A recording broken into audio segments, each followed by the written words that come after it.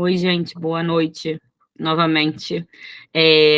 A gente vai fazer hoje a segunda aula, né, daquele nosso primeiro encontro.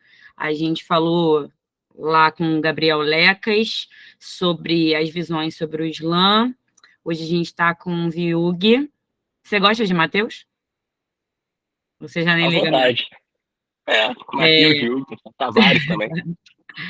E a gente vai falar um pouco sobre, obviamente, o conto da Aya e uma história social do tempo, para ver se vocês conseguem fazer conexões entre o que estava acontecendo quando ela estava escrevendo o livro, o que estava acontecendo quando ela publicou o livro, e por que que ela coloca tantas referências sobre tantos acontecimentos históricos no livro e se debruça sobre isso, às vezes até parecendo uma historiadora, né?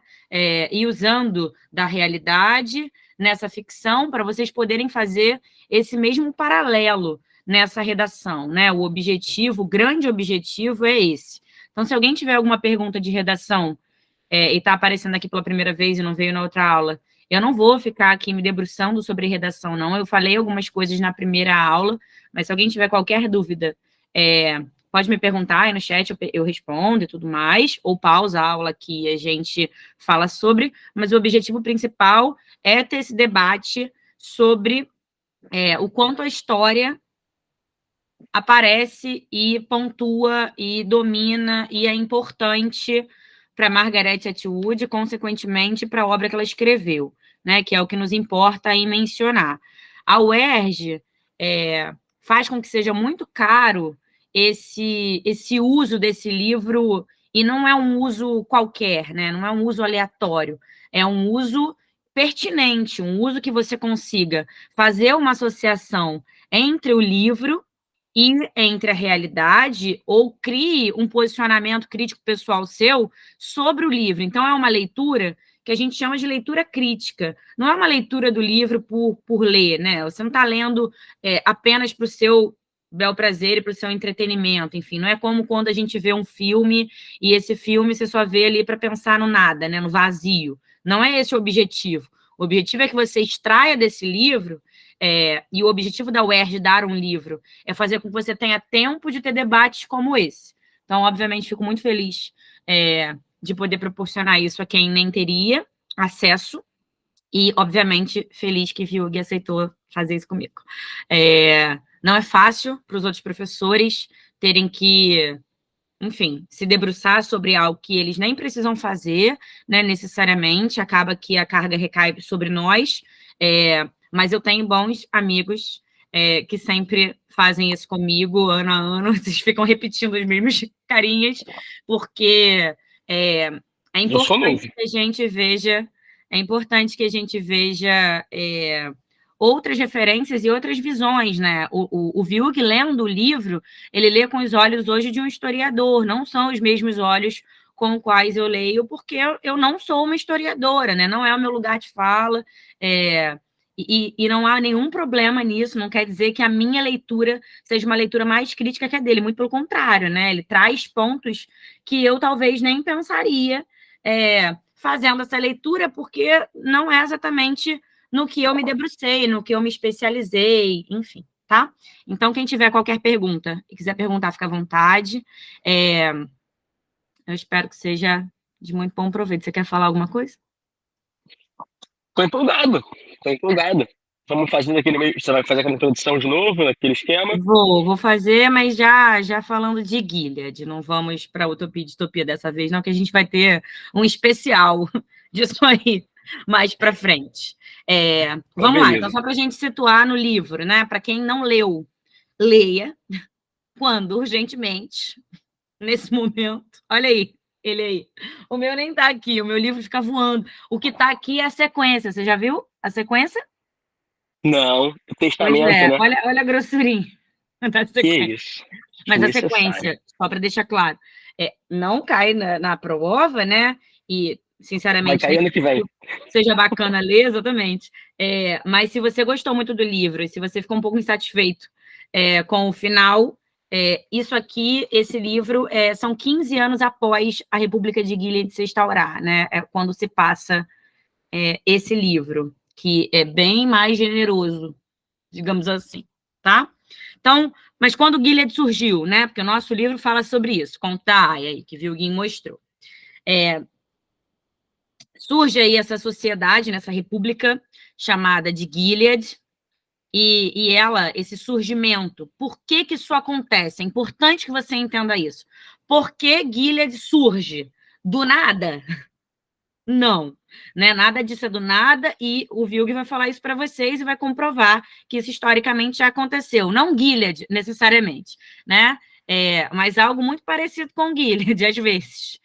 Como resultado de inúmeros problemas que o território estava passando. Poliana, que problemas eram esses? Eu listo no tópico de baixo.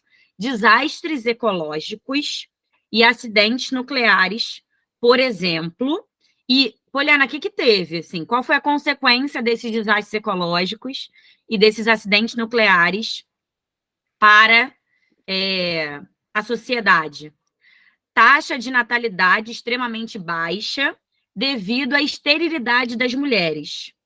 Então, usou-se esse acontecimento, né, ambiental, aí, ecológico, enfim, de desastres ecológicos e de acidentes nucleares, e a consequência disso foi a transformação de uma sociedade de mulheres estéreis. Ah, Poliana, mas e os homens? Não se pensava sobre isso, não. Só se pensava sobre as mulheres estarem estéreis, né?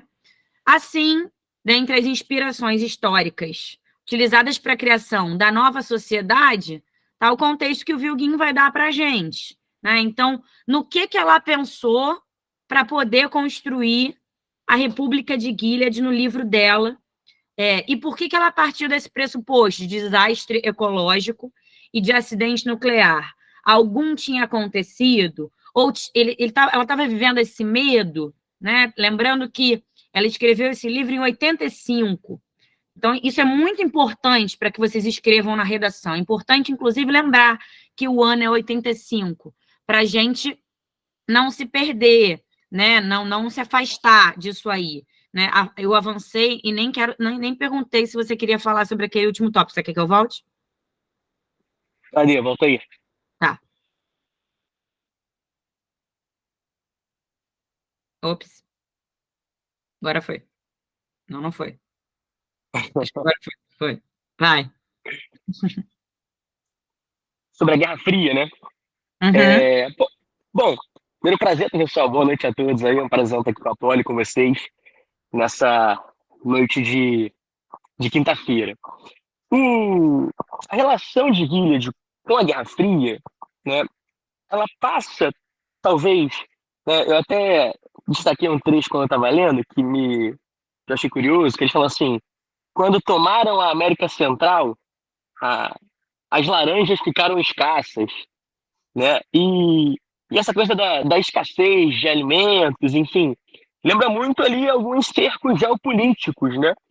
O contexto de Guerra Fria, quando a gente fala dele na escola, muitas vezes, a gente ativa de cara aquela noção de bipolaridade, né? Um conflito geopolítico que envolve as duas superpotências do pós-Segunda Guerra Mundial.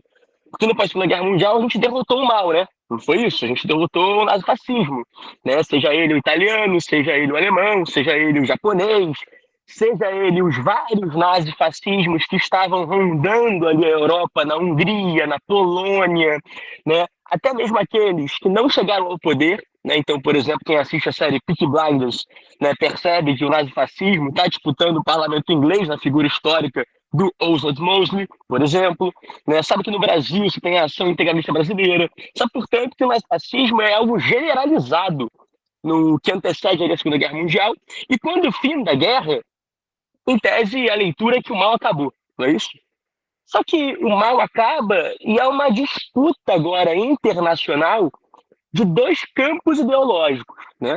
Um campo muito potente, já desde a Primeira Guerra Mundial, que é os Estados Unidos, agora, né, querendo mostrar para o mundo, a partir da ONU e a partir, né, de todo um projeto de reconstrução da Europa, com o Plano Marshall, por exemplo, que é a grande potência, é a grande referência a ser seguida, e de outro lado, uma potência que é muito mal vista do nosso mundo, que é o mundo ocidental, né, que é a União Soviética. A União Soviética que surge lá em 1917. E se você lembrar da tua aula ali de Primeira Guerra e Revolução Russa, você vai lembrar a expressão que as potências ocidentais utilizaram para se referir à União Soviética na Revolução de 17, que é uma expressão chamada cordão sanitário. Em bom português, família, isso significa que da União Soviética para cá tá a higiene, da União Soviética para lá, em português claro, tá a merda, né? Tá o que restou, tá o lixo, tá o que deve ser descartado, não é isso? Então, quando pós Segunda Guerra Mundial você tem esse desenho bipolar, né? O que a gente está discutindo aqui? Está discutindo uma disputa pelo globo, né? Não tem espaço para você não se posicionar. Ou você adere à União Soviética, ou você adere aos Estados Unidos, né?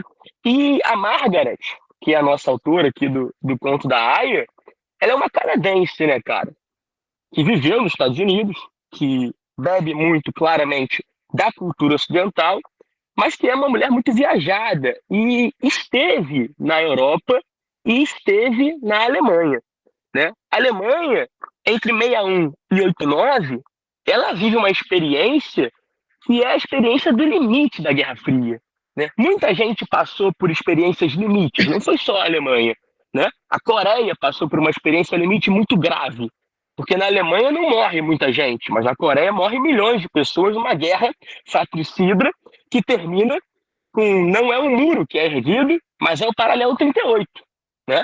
O muro de Berlim e o paralelo 38, eles são exatamente iguais, com a diferença que o muro caiu e o paralelo 38 não, né? Com a diferença que lá você tem o regime do norte comunista e no sul capitalista, e a Guerra Fria continuou nas Coreias, tá? Mas no caso da Alemanha, que é onde a Margarete vai, né? E aí, Margarete é abrasileirando aqui a senhora, né? Você tem o muro como uma coisa concreta, né? Literalmente, né? Com perdão do trocadilho, da separação ideológica de dois mundos. Só que a pergunta que a Poli faz no início, e que está lá no primeiro tópico, né? O surgimento. Como é que surge, né? Como é que surge a dimensão de erguer um muro para separar duas sociedades? No caso, a mesma sociedade, a Alemanha.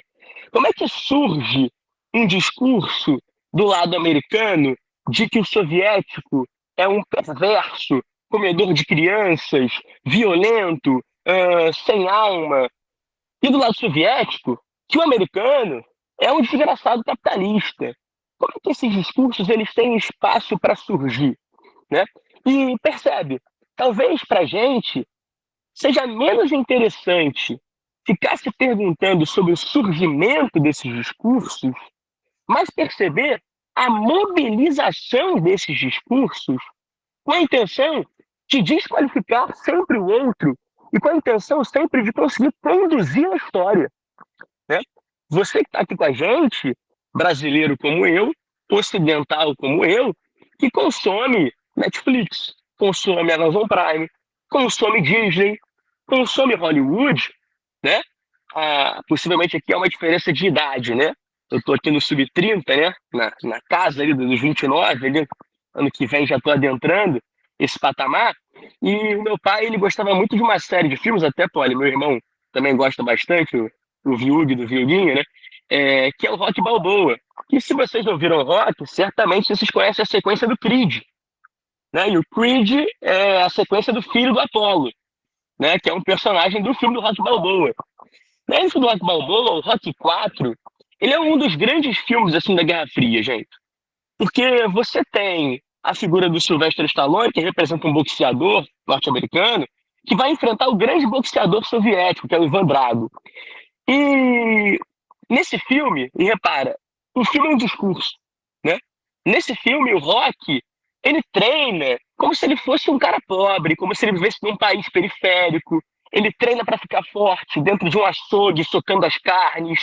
Ele corta lenha para ganhar músculo. Ele corre pela neve. Enquanto o Ivan Drago, ele treina num ambiente escuro, de tapete vermelho, porque é a União Soviética. Ele fica amarrado numa cadeira e vários cientistas ao redor dele, botando bomba no braço dele. Ele tem uma cara fechadona, assim, de malvado. E aí tu pode reparar que no cinema americano, entra temporalidade, sai temporalidade, mudam os adversários, mas a representação continua a mesma. A representação de um vilão soviético era um cara fechadão que inspira o mal ao você olhar para ele. Ele não tem sentimento, ele é violento, que é exatamente toda a representação do Oriente Médio nos Estados Unidos pós-atentados de 2001. Né? É sempre aquele cara barbudão, com um aspecto meio sujo, que vai fazer sempre alguma coisa violenta. É a criação dos estereótipos. E aí, perfeito, Yasmin. É exatamente isso. Ele é sempre o pobre coitado que dá a volta por cima. Mas o que motiva ele a dar essa volta por cima? É porque ele está lutando contra o mal. Né? Então, essa mobilização ideológica de que eu tenho um inimigo objetivo, eu tenho um adversário que quer me destruir, né? Essa construção de um discurso, no caso da Guerra Fria, é o discurso do capitalismo de um lado, atacando a União Soviética comunista do outro. E aí que você pode inverter a proposição. É que a gente é do Ocidente, não bebeu dessa fonte, mas se nós não fôssemos do Ocidente, possivelmente beberíamos lá do cinema da vanguarda soviética, que também criticava largamente os americanos, né? Mas, repara, o compromisso desse discurso ideológico não é um compromisso de verdade, não é um compromisso de compreensão, de entendimento, é um compromisso de produzir um tipo de comportamento, né? É o mesmo comportamento que vai erguer um muro na Alemanha, na Berlim, é o mesmo comportamento que vai erguer os postos de controle em Gilead. É o mesmo comportamento que vai cercar as cidades para evitar que o adversário entre. Só que muitas vezes não é para o adversário entrar. Na maioria das vezes é para você não sair, né? Então a ideologia, a mobilização do discurso ideológico de estar sempre numa guerra. Você pode reparar isso no conto da Aya, mas você pode reparar na história. E por isso a Margaret, eu comentei com a Polly quando a gente deu essa aula presencial, né? Como faziam os mesopotâmicos antes do Império Babilônico, né? Que das distopias que eu já li, né? Eu li lá 84, li o Admirável Mundo Novo, e eu não li Fahrenheit 451, né? Essa, portanto, foi a terceira distopia que eu já li. Eu acho que foi a mais interessante, assim. A mais interessante porque o 84 do Orwell, ele está muito ligado à Guerra Fria lá nos anos 40. E a Margaret escreve em 85, e 85 está muito próximo de 2024. Há muitas correlações de presente nesse livro aqui, que a distopia entrega para a gente uma reflexão que muitas vezes nós, professores de história, não conseguimos entregar para vocês, que é que a história ela não é, né, uma visão positivista, etapista, em direção ao mundo feliz. Entende? A gente não veio lá da pré-história, ou história pré-literária, passou para a história antiga, passou pelo mundo medieval, o mundo moderno, o mundo contemporâneo, superou o nazifascismo, e em 2035 chegaremos ao mundo despoluído, do meio ambiente limpo, das mulheres com todos os direitos, da licença paternidade igual. A história não é isso, né? Porque a história ela é a consequência do que os agentes históricos e sociais fazem. Então, Vilg, é possível Gilead? Muito possível. Muito possível. Né? Infelizmente. Eu não estou falando isso vibrando, não, tá? Até porque se Gilead existiu, nem tem mais emprego. Aliás, nós somos os primeiros a cair. Diga-se de A tia passagem. Lídia vai me substituir. Eu vou ficar desempregado. Inclusive, eu vou estar naquela parede lá, inclusive. Né? Um dos camaradas Provavelmente. Você pendurados. sendo historiador, provavelmente. Eu talvez não, se eu for fértil, e a gente ainda tem uma janela de fertilidade aí grandinha, Pode ser que eu não, que eu não seja morta. A gente está brincando, mas é verdade, tá? E o que o Vilgue falou, né, de em 2035 a gente está num mundo melhor, flerta muito com o Enem. A redação do Enem, quando ela te pede, vai ficar gravada, Hillary. A redação do Enem, quando ela te pede uma proposta de intervenção para resolver o problema, é uma coisa muito positiva, né? Assim, a gente é capaz de, em um texto, em um parágrafo, resolver um problema que não é um problema muito recente. Né, assim, a questão dos povos tradicionais não é um problema muito recente, mas em um parágrafo você vai criar uma proposta maravilhosa, né, super eficaz, que já poderia ter acontecido, mas ainda não aconteceu, e você vai resolver o problema do país. Né? Então, quando o Enem coloca um problema, apresenta para a gente um problema e pede para você uma proposta de intervenção, é basicamente o contrário do que o Viu falou. Né? Ele quer que a gente acredite que é possível, em um parágrafo, né, assim, mobilizando jovens, chegar à paz mundial. Mas ninguém chegou antes, mas a gente vai conseguir. Até porque a gente precisa acreditar nisso. Se a gente não acreditar nisso, isso é uma grande depressão. Né? Então a gente precisa acreditar que vai ser sempre melhor, ou que o mundo vai melhorar, e a gente não está falando da fé de ninguém, não, tá? Isso é um outro assunto. Eu vou falar sobre isso mais para frente com pessoas para falar sobre isso, né? Pessoas próprias para falar sobre isso. Mas o Enem vive esse lugar, né? De uma coisa meio fantasiosa. A UERJ, em contraposição, totalmente em contraposição, quer de você que você consiga admitir que a realidade não é tão bonita. E por isso os temas, esses dias um aluno me falou assim, Poliana, todo tema da UERJ é um tema triste. Pensem aí sobre isso. E aí ele listou verdade, mentira, certeza verdade, ninguém tem verdade sobre tudo. Mentira, tudo é mentira, né? Fake news. Certeza, ninguém tem certeza de nada. Essa foi a linha lógica que ele seguiu para discutir comigo, e ele nem precisava, porque eu concordo, né? Quando, na verdade, não é que é tema triste, é que é tema da realidade. Tema da realidade que não necessariamente obrigatoriamente é um problema nacional, mas um problema que machuca. Só que é um problema que não machuca todo mundo, né? Machuca a quem, infelizmente, está ali exposto. Foi o que o Vilg falou. Se acontece algo parecido com o Gilead de hoje, os expostos, os primeiros grandes expostos seríamos nós, quem está dentro da universidade, quem está pensando, quem está estudando, quem está pesquisando ciência, exatamente essas pessoas que a gente quer tirar num momento como esse, né? A gente quer extirpar a ciência completamente, porque a ciência não mais nos é agradável, né? A ciência, se não é o estudo da vida, é o estudo da verdade, né, da comprovação científica, a gente quer exatamente o contrário, porque quando a ciência vem na frente, a gente não consegue criar mentira programada, criar incertezas, né, criar não verdades. Então, os temas atravessam todos isso, e é muito provável que o tema desse ano atravesse isso também, tá? A gente não está longe disso, não. Mas vamos lá, deixa eu ver aqui. Alguém está falando alguma coisa. Yasmin disse que pode ser um tema, pode ser um tema. O nosso problema é que tudo pode, né? Ser um tema, mas pode sim, Yasmin, ser um tema.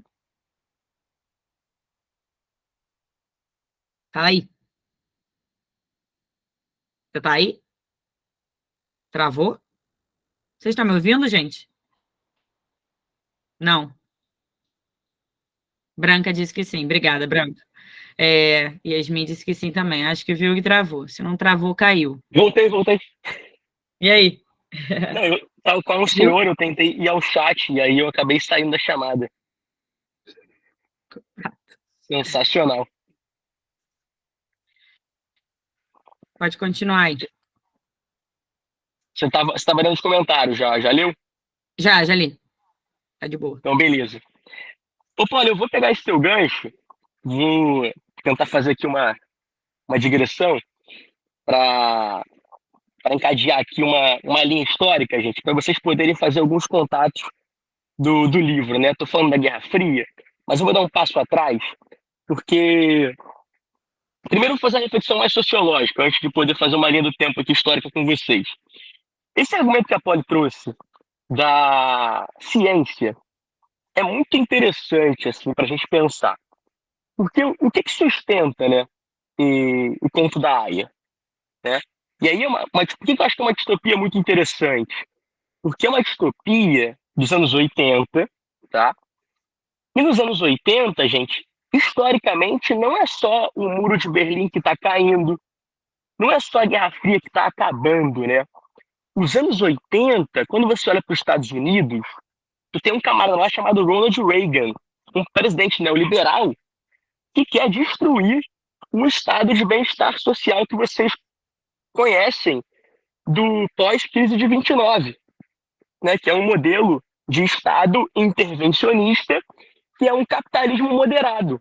Né? A gente é capitalista, a gente tem empresas privadas, ninguém mexe no privado, mas o Estado negocia com o trabalhador, o Estado negocia com a saúde, o Estado participa da educação, o Estado existe. Né? O neoliberalismo ele caminha para um esvaziamento do Estado. Né? Isso está acontecendo na América. Tá? Está acontecendo, por exemplo, na Inglaterra, com a senhora Margaret Thatcher também.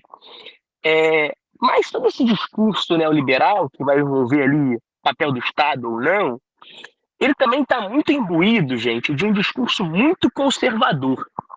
A história ela é muito ligada a uma certa dinâmica, e aí se você lembrar de grandes movimentos históricos, você vai perceber essa dinâmica. Quando acontece a Revolução Francesa, por exemplo, que é um movimento ali do terceiro estado, burguesia, camponeses, enfim, né? Eles querem ser tratados como iguais. Mas iguais por quem? Pelo clero e pela nobreza, percebe? Então, a quem interessa a Revolução Francesa? Ao terceiro estado. A Revolução Francesa não interessa à nobreza e ao clero. Ah, Jung, tem um nobre lá maluco que apoia o terceiro estado. Mas é um. Enquanto o grupo não quer a Revolução Francesa. Por que eu tô falando isso? Porque tem a frase que eu falo bastante, eu falo para meus alunos, né? Se tiver alguém aqui que já foi, vai lembrar da frase, que é a seguinte: a história é a eterna disputa entre aquilo que muda e aquilo que permanece. Sempre que alguém propõe mudança, gente, alguém propõe permanência. Porque sempre que algo quer ser mudado, alguém vai perder. Percebe? Então, né, o Luís XVI, a galera levou muito a sério antes de perder, porque ele perdeu a cabeça. Tu entende? Então, há sempre uma dimensão de ação e reação. Por isso, na Revolução Russa, as potências ocidentais capitalistas falaram: olha, vamos fazer um cordão sanitário. Porque enquanto o socialismo do século XIX era um discurso de trabalhadores, pedia lá 8 horas de trabalho, né, falava lá em comunismo, mas pô, comunismo parecia uma ficção muito louca. Até que vem um Estado enorme como a Rússia e se transforma em comunista. Então, pô, deixou de ser uma ficção muito louca para virar um Estado.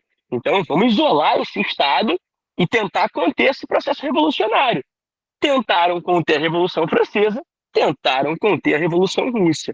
Né? Então, todo evento histórico que propõe mudança, ele está sujeito a esse movimento de mudança e permanência, ação e reação. E você percebe isso aonde, nos anos 80? Porque a gente está falando em neoliberalismo nos anos 80 e também, juntamente a isso, há um processo conservador da sociedade. Né? Porque nos anos 60, cara, tu tem ali entre os anos 50, 60 e 70, o que está acontecendo no mundo, cara? Está acontecendo a revolução do anticoncepcional, né? Está acontecendo maio de 68. A juventude, os estudantes parisienses, que hoje está acompanhando a Olimpíada, né? Imagina aí as ruas de Paris que você está vendo agora nos Jogos Olímpicos, tomadas de estudantes parisienses que estão querendo construir uma sociedade eco, né? Não ecossocialista ainda, né? Mas voltada para o meio ambiente, né? Voltada para a proteção do mundo verde. Esses estudantes estão querendo liberdade sobre o corpo dele. Esses estudantes não querem seguir um modelo tradicional de família. Esses estudantes estão falando o seguinte: olha, o pessoal, o privado, ele é político. Né? Então as mulheres estão questionando sobre o papel delas na sociedade. Será que o papel delas é tão somente ser reprodutoras? Será que o papel delas é ficar ali entre jornada dupla de trabalho? Né? Porque agora elas já estão no mercado de trabalho cada vez mais nos anos 60. mas ainda tem uma forte carga social que as atribui à visão do lar, né? Tem ainda uma forte carga religiosa que paira sobre o corpo da mulher. Quando você olha para os Estados Unidos, dos anos 50, 60, 60, 70, está um porradeiro por conta de direitos civis. A população negra americana lutando por direitos civis, porque ainda havia claramente um apartheid social. Enquanto isso, nos anos 50, o Elvis Presley está se apropriando de uma musicalidade negra e está lançando um estilo rock, que é um estilo eminentemente jovem. O jovem está aparecendo para o mundo não mais como o cara guiado pela família. O jovem está aparecendo para o mundo como um cara cidadão, como um cara que quer trabalhar, mas, sobretudo, como um cara que quer ser escutado politicamente, né? Então, a juventude dos anos 60 está propondo uma revolução de costumes. E é claro que essa revolução de costumes vai se chocar com os costumes estabelecidos. Tá? Então, maio de 68, para mim, né, o Conto da Aia é um livro que está sendo escrito, é uma distopia que está sendo escrita baseada na realidade dos anos 80, né, de uma reação à liberdade dos anos 60 e 70. A juventude pedindo mais liberdade política, mais liberdade com os seus corpos. Né? Vou tocar de novo nesse ponto. A revolução do anticoncepcional. Isso dá um empoderamento e uma liberdade para a mulher que é justamente o contrário que está sendo dito aqui.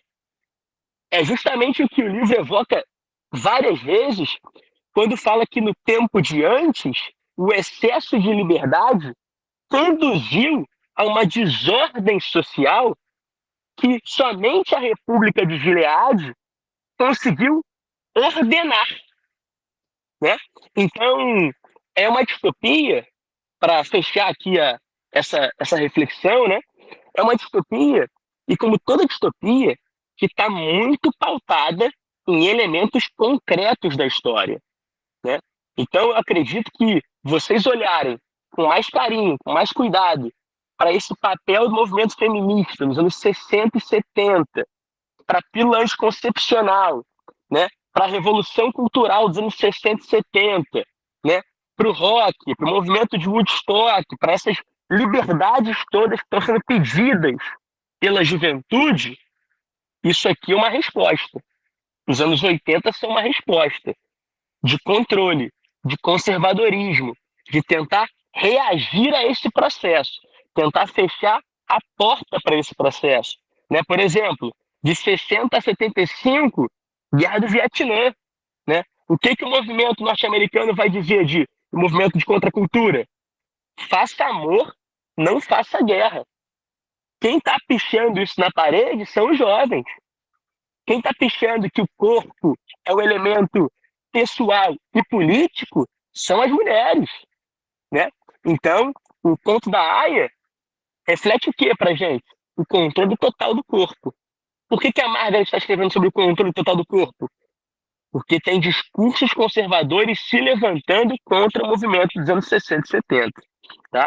Então, acho que vale bastante vocês olharem com carinho a esses anos, porque vão te dar aí elementos, né, factuais para vocês, né, inclusive explicarem o que o livro não explica, né, que é esse tempo de antes, que está vagando. E como é que era esse tempo de antes, né? Era esse Aí a tempo de gente excesso de perguntou liberdade. se essa revolução do anticoncepcional foi em 80, nos Estados Unidos, ou em 68, em Paris. Boa, boa. A revolução do anticoncepcional é anos 60, tá? Anos 60, de modo geral, tá? Agora, para a gente pensar uma linha histórica, que eu acho que também vai agregar a reflexão de vocês, e aí voltando um pouco àquela ideia do surgimento, né? Como é que vai surgir Gilead? Vamos pensar o nazifascismo, gente. Vamos pensar o nazifascismo. Eu estava lendo hoje um livro chamado Anatomia do Fascismo, do Robert Paxton. É um livro clássico, né? E Nesse livro, o Robert ele traz uma imagem que eu acho interessante, que quando tu pensa em fascismo, tu pensa no Mussolini, tu pensa no Hitler, tu pensa naquela praça lotada enquanto ele faz um discurso, né? Botou aí a Eu imagem tô do... procurando, tô procurando os slides nazifascismo, mas está travado aqui. Chegou. Quando você pensa nesses elementos, tu pensa na suástica, né? Tu pensa na marcha sobre Roma. Mas talvez, gente, o mais interessante de se pensar sobre o nazifascismo seja olhar menos para essas figuras de liderança. Porque quando a gente olha para as figuras de liderança, a gente está dando o que eles querem, pô. Porque o nazifascismo, ele é um elemento de culto ao líder. Tem uma projeção de cultuar o Führer ou o Duce muito forte. Então, quando a gente vai estudar esse movimento e a gente vai atribuir ao Duce ou ao Führer o protagonismo, a gente está dando exatamente o que eles querem, pô. Que é uma construção ideológica que focaliza, né, toda a história a partir da decisão desses grandes homens.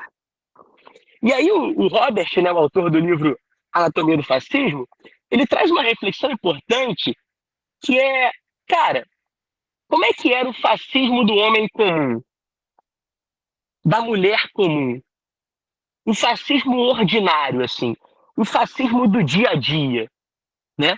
Porque para que esse tipo de ideologia pudesse triunfar e tivesse chegado ao poder, como por exemplo chegou em Gilead, né?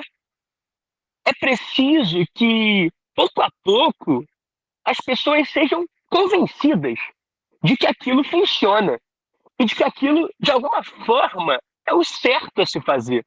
E eu vou evocar uma imagem aqui, se o pessoal viu a série lá da Netflix, do Conto da Aia, tem a imagem quando a... Qual é o nome dela mesmo? Esqueci o nome dela. O nome dela, Serena? da principal, da atriz. É Serena? Ah, não, da série June. Isso. Quando ela pariu, né? Ela teve a filha. E aí, quando ela chega no hospital, tem uma galera, assim, cercando o hospital, né? Rezando, né? E depois ela vai lá, o hospital tá meio vazio. E uma moça entra no hospital e tenta roubar a filha dela. E dizendo, inclusive, ali, afirmando muitas vezes, né? Quando chega a polícia, chegam os enfermeiros, chega o pai, a moça que tenta roubar a filha fica afirmando categoricamente, não, essa filha é minha, né? Gente, como é que a gente conseguiu chegar nesse patamar, entende? Porque quando você pega lá a aula de nazismo, tem lá em setembro de 38 a Noite dos Cristais, que é uma noite ali onde morreram 91 judeus, 7.000 lojas foram incendiadas, foi um ataque coordenado proposto pelo Joseph Goebbels num discurso inflamado. Só que quem foi incendiar as 7.000 lojas não foi o Goebbels. Quem foi incendiar as 7.000 lojas não foi o Hitler. Quem foi fazer isso foram pessoas comuns, homens e mulheres comuns, né? Então, o conto da Aya, inclusive, eu acho interessante até por isso, porque diferente do 84 do Orwell, que o Orwell ele foca muito na figura do grande irmão ali. O grande irmão tá te olhando. No conto da Aya, é todo mundo assim. No conto da Aya, tu consegue perceber como é que tem um duplo jogo aí, tá, gente? Tem o jogo do Estado, mas também tem o jogo da sociedade, que é o que a gente chama de consenso. A produção de regimes nazifascistas, ou se você preferir, como chama Hannah Arendt, regimes totalitários, como é o conto da Aya, é o regime totalitário, ele não vem da construção de um líder. Ele vem do convencimento da sociedade. Quem pratica os atos de violência não é só o líder.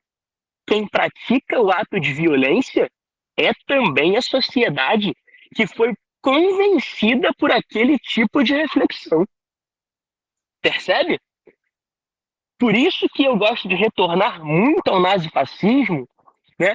Porque tem um filme que eu gosto muito, né? Fica até como indicação para vocês, meu filme favorito, inclusive, né? Que se chama A Vida é Bela. E A Vida é Bela mostra um camponês italiano, o Guido, né? Que vai vivendo na Itália enquanto o fascismo vai surgindo. E ele é um cara muito engraçado, ele é um cara muito comediante, então ele faz piada com tudo. Mas enquanto ele vai fazendo piada com tudo, e ele tem um filhinho, né? Que é a coisa mais fofa do filme, né?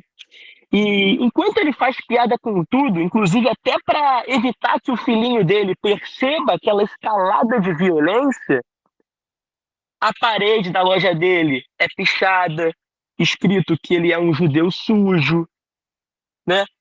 O cerco social vai se fechando, ele vai perdendo o emprego, até que ele chega a campo de concentração, tá?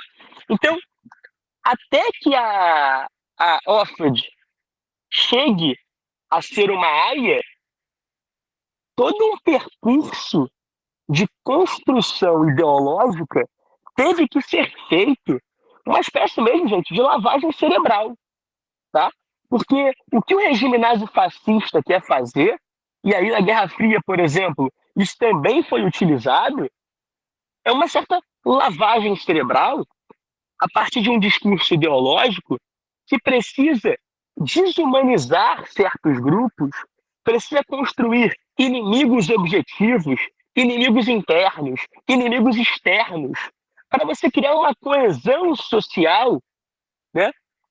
E criar um tipo de ideologia que, repara, se você quiser ser um fascista, ninguém vai responder que quer ser um fascista nessa aula, obviamente. Mas se você quiser ser um fascista, o que você vai ler? Qual é a grande obra literária do Mussolini? Se você falar assim, viu, eu quero ser um liberal. Pô, então tu vai ler lá o Adam Smith, pô. A Riqueza das Nações. Não, viu, eu quero ser comunista. O que tu vai ler? Tu vai ler o Capital do Marx, pô. Pô, viu, eu quero ser conservador.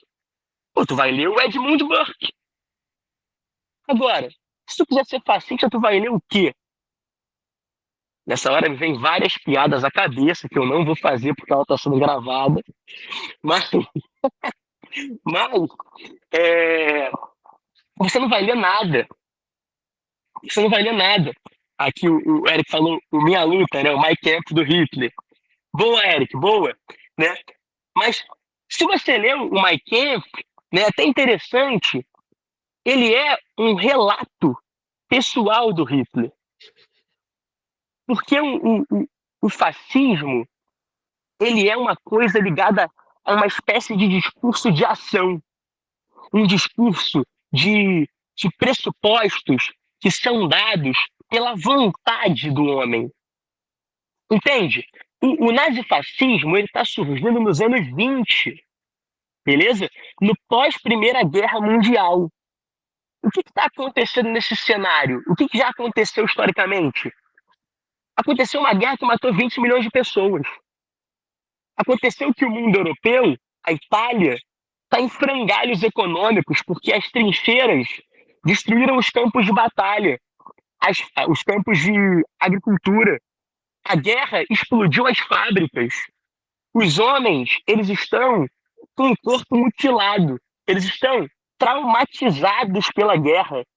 Entende? Pelo bombardeio, pela violência. O mundo, gente, que chegou até a Primeira Guerra Mundial era um mundo lindo. Era um mundo, assim, de avião no céu. Era o mundo da Torre Eiffel. Era o mundo da Belle Époque. O mundo pós-Primeira Guerra Mundial é um mundo em depressão. Tirando os Estados Unidos. Até que venha realmente a Grande Depressão de 29, né? É um mundo, portanto, do pós-Primeira Guerra Mundial, que é uma falência do discurso político do liberalismo. O liberalismo é um sistema político, uma ideologia política que valoriza muito que tipo de figura? valoriza muito o indivíduo. O indivíduo tem que ter direito à liberdade de religião, ele tem que ter direito à liberdade política de votar e ser votado, ele tem que ter direito à liberdade econômica do Estado, não intervir tanto na vida dele. Só que o pós-Primeira Guerra Mundial vai pegar esse discurso aqui, vai falar o seguinte: olha, esse discurso aí é o que provocou Versalhes, o Tratado de Versalhes, que puniu a Alemanha. Esse discurso aí é que faz com que a Itália esteja aí em frangalhos econômicos, né? Então, o pós-Primeira Guerra Mundial gera uma crise política muito grande. Vai criar um vácuo de poder que vai fazer surgir algo que é completamente novo. No século XIX, tu tinha liberalismo, tu tinha socialismo e tu tinha conservadorismo. No século XX aparece um novo discurso, que é o discurso fascista. E esse discurso ele é contrário ao quê? Ele é contrário ao indivíduo. Você pode perceber que a educação fascista ela é uma educação anti-individual. O lema da educação fascista é crer, convencer e combater. Né? O lema não é uma educação crítica. Os livros, tanto no fascismo italiano quanto no nazismo, os livros são queimados, porque a dimensão do ser humano individual está sendo esvaziada em favor da dimensão do ser humano coletivo. É a vibração coletiva de pertencer à grande Alemanha. É a vibração coletiva de pertencer à grande Itália. Por isso, gente, que o símbolo que o Hitler propaga do nazismo não é nunca de um homem parado aqui, ó, com o seu livro aberto, refletindo. O símbolo é da multidão na praça praticando esportes físicos. Porque o esporte físico conduz ali ao quê? Conduz à superioridade da raça, né? Você pode perceber, e aí eu gosto sempre de falar isso, né? Eu adoro futebol. Mas o futebol, né? Quando você vai no Maracanã, lotado, e aí, claro, lotado vai depender do seu time, né? Mas quando você vai ao Maracanã lotado, o sentimento de um estádio lotado, cara, ele é muito limítrofe, tá? Ele é muito limítrofe ao delírio da felicidade coletiva, mas o sentimento coletivo ali de um estádio também muitas vezes inspira violência, né? O fascismo e o nazismo eles sempre mobilizaram muito o coletivo em detrimento do indivíduo. O indivíduo que se mostrasse fraco para aquele tipo de sociedade, ele teria que ser extirpado pela própria sociedade, né? Qual é a relação disso com o livro? Dessa ritualização da vida coletiva. Quando, tem aquela cena até da série também, né? Mas quando o estuprador ele é entregue para as aias. E as aias vão lá coletivamente e espancam ele até a morte. Aquela ritualização é para quê? Né? É para desaguar a raiva contida daquele controle excessivo que a sociedade de Gilead promove, né? Você vê lá a Offred, ela fica fritando sozinha mentalmente ali para não enlouquecer enquanto enlouquece, né? Porque ela não pode falar com ninguém, porque é uma sociedade da autovigilância. Quando ela tem a possibilidade de descarregar toda a frustração, toda a raiva. E estamos falando da Offred, que é uma personagem da resistência, né? Mas tem outras personagens que não são da resistência, que são personagens que abraçaram aquela ideologia, que vivem aquela ideologia e que estão usando aquele ritual ali para descarregar a sua energia social, mas estão fazendo aquilo ali porque acreditam piamente naquele processo. A Offred, quando participou do ritual, ela participou ali viajando, né, com vários pensamentos povoando a cabeça dela, né, várias angústias, inclusive no momento da série ali que mostra, uma das angústias era saber que a melhor amiga tinha morrido, né? Mas as outras estão fazendo aquilo ali porque incorporaram e entenderam aquela violência, que é o que a Hannah Arendt vai chamar no livro chamado O Eichmann em Jerusalém, que é a banalidade do mal, né? O nazifascismo, ele produziu a banalidade do mal, a desumanização completa de um grupo, sejam eles, e aqui, os judeus, sejam eles os ciganos, sejam eles os negros, sejam eles os deficientes físicos, né, pelo discurso de supremacia ariana. E aqui tem um ponto que eu acho que, no ponto da AIA e o nazifascismo, tem um ponto como para a gente refletir, né? Que é o papel da ciência, né? Uma vez eu tive uma conversa com um camarada de outra disciplina e ele falou assim, Viug, eu não fiz história, embora eu adorasse história, porque história tem muita política. E aí eu fiz outra matéria, porque essa tal matéria não tem política. Ou é ou não é, né? E é até uma matéria importante para a medicina, para dar específica aí. E E é curioso, né? Porque hoje, no século XXI, tem-se uma visão. A gente foi criado, né, numa sociedade onde a ciência é um pressuposto, mas a pandemia veio nos lembrar, né? Assim como a história não é uma sucessão de eventos até a felicidade humana, a ciência não é um processo descolado da realidade. A ciência ela é feita por homens e mulheres. A ciência é feita por personagens históricos, homens e mulheres de seu tempo. Portanto, eu fui uma consulta que o camarada me receitou em 2021 ivermectina, quando eu estava com suspeita de Covid. Ele estava Pra indo mim também. contra os pressupostos científicos, né?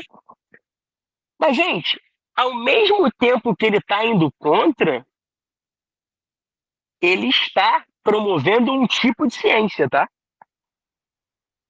Porque a gente cristalizou a ideia também da ciência, uma ciência atrelada sempre ao desenvolvimento e ao progresso humano, como se a ciência não pudesse estar atrelada no sentido contrário.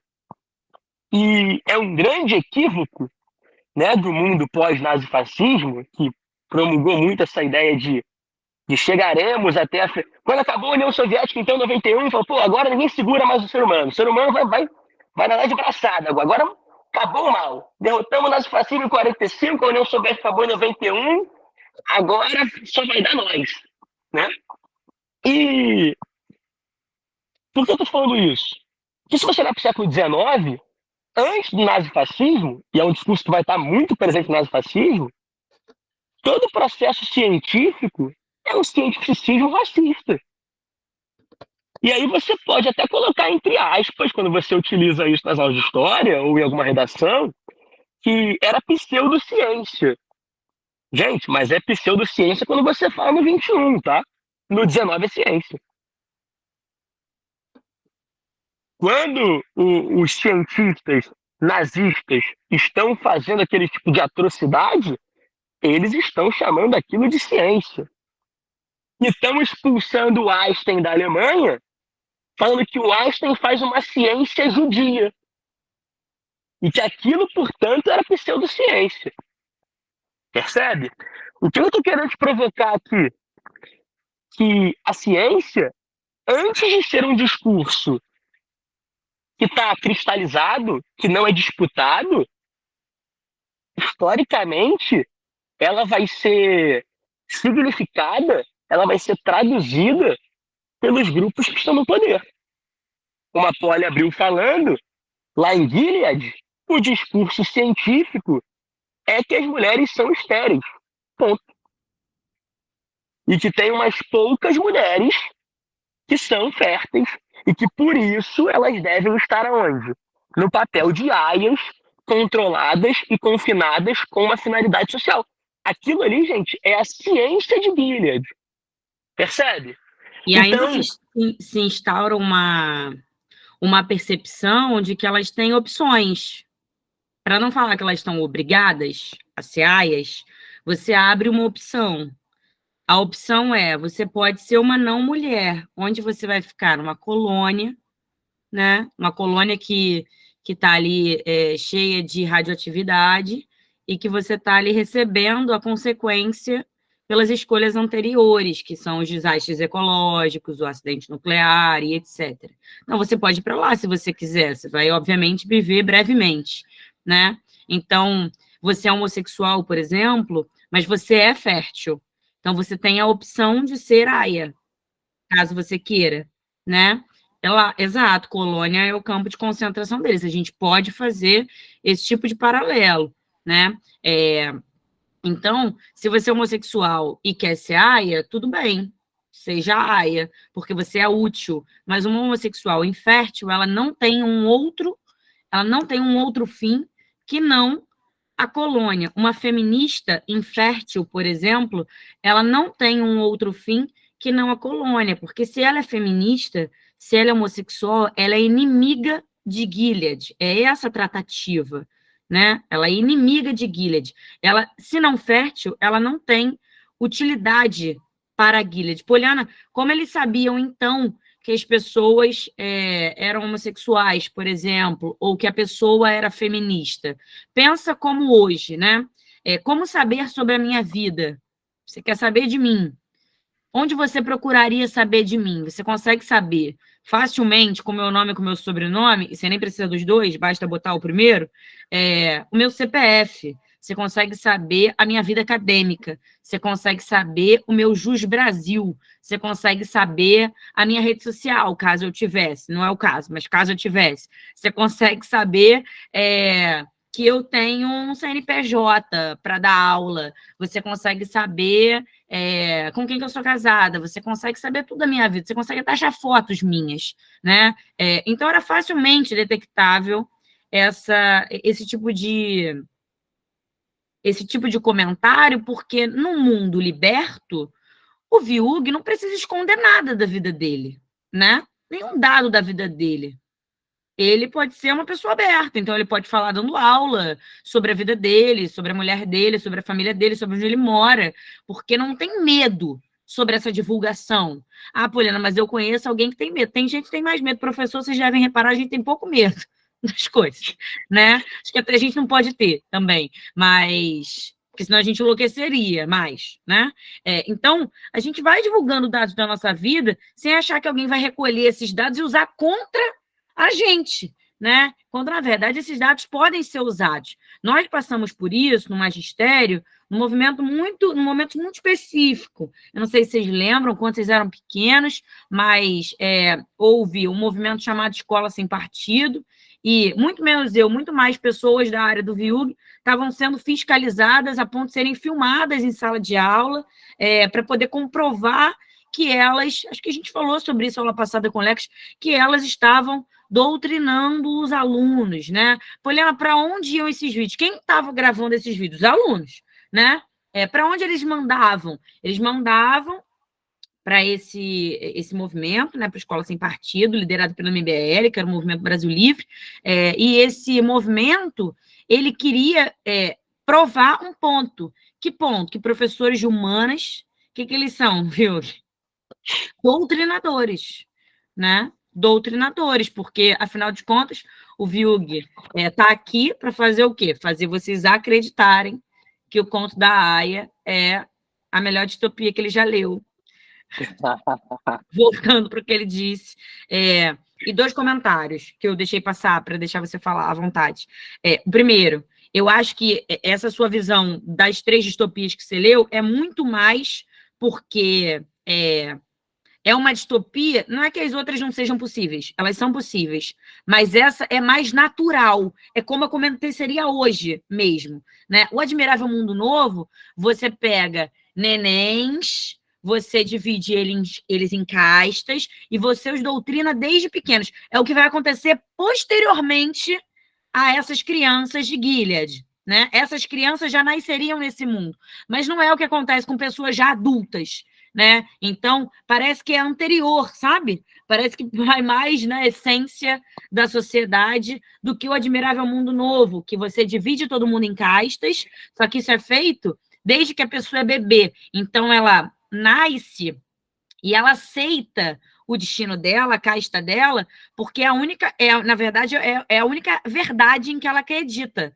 A Offred, não, a Offred era uma pessoa antes. Ela tinha um nome, ela tinha uma profissão, ela tinha marido, ela tinha mãe, ela tinha filha, né? Ela tinha uma vida. E ela deixa essa vida, não porque ela quer, e sim porque ela foi obrigada compulsoriamente. Por quê? Porque ela é identificada como uma mulher fértil.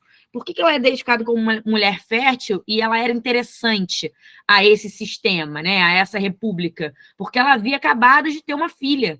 Então, ela não só podia ser fértil, como ela já havia gestado. Né? Então, era uma probabilidade grande dela gestar novamente. E por que eles estavam interessados em mulheres que iriam gestar novamente? Primeiro, para criar um ponto de que Gilead ia produzir seus próprios filhos, e essa nova sociedade produzida por essas aias, né, seria uma sociedade que resolveria o problema, e seria uma sociedade que nasceria acreditando em Gilead, sobretudo, né? Não só em Gilead, mas sobre tudo que envolvia Gilead. Né? E ela seria grata àquela república, porque seria a república que a salvou. Não só a salvou, mas também salvou a humanidade, porque senão a humanidade ia acabar depois de tantos problemas. E outro ponto que eu deixei passar, quando você falou sobre o anticoncepcional, fiquei tentando pensar o que estava acontecendo no Brasil. E aí eu me lembrei da Tropicália. Né? A Tropicália foi um movimento, para quem não sabe, também chamado de tropicalismo.